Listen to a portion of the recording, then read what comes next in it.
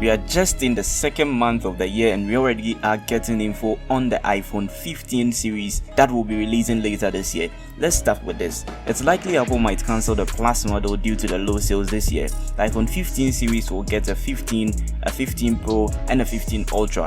Some sources suggest Apple isn't going to use the Ultra as a replacement for the Pro Max as we've been hearing, but rather the Ultra could be a new line of best top tier Apple smartphones. But this line could potentially start in 2024 for the iPhone 16 series and not the 15 series this year. Some bad news for the Touch ID folks. The Apple iPhone 15 series isn't getting Touch ID. Apple has spent years marketing Face ID and there is no way they are returning to the good old days of Touch ID. Shrimp Apple Pro, who has a good reputation of revealing concrete information, is back again, and in a tweet this is what he had to say. Well, this mostly borders on the design of the iPhone 15 series. The iPhone 15 series will maintain the same size as the 14 series. The iPhone 15 Pro is said to have slimmer bezels than the iPhone 14 Pro. The frames of these devices, which is the Pro model, are going to be made of titanium just like the Apple Watch Ultra. The display is still going to be flat, mostly provided by Samsung. According to an article by Rumours, the bezels of the iPhone 15 series may be slightly curved. I think this is a step in the right direction as it allows the phone to be easier to hold, and in terms of the feel in the hand, it's going to be good. The weight is also going to be a little bit lighter as titanium is durable but lighter than stainless steel in the current models. Mark Gurman speculates that the iPhone 15 series may be expensive than the predecessors, though we have no concrete info on the pricing yet.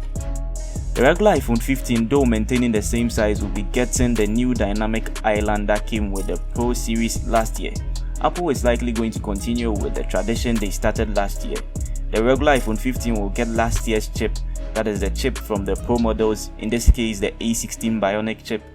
The 15 Pro and 15 Pro Max or Ultra, whatever they end up calling it, will have an all-new 3nm A17 processor, and also it's going to get a RAM upgrade. In the camera section, the iPhone 15 Pro Max will spot a periscope camera for the first time ever on an iPhone. This is likely going to be a 6x zoom camera for all your zoom shots. The regular iPhone 15 may also inherit the new 48 megapixel camera that came with the Pro models last year.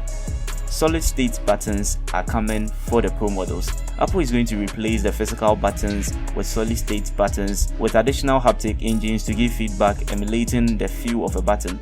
This is definitely going to make the phone look sleeker, but I don't really think I'm a fan of this. It's also unclear how cases are going to work with this. Last but not the least, the iPhone may finally be getting the long-awaited USB-C, which should be a huge improvement from the Lightning port Apple needlessly clings to. This could be due to the EU ruling expecting all devices to switch to USB-C by 2024. So guys, that's all we have for now. Don't forget to leave a like and subscribe, and I'll be back when I find something new.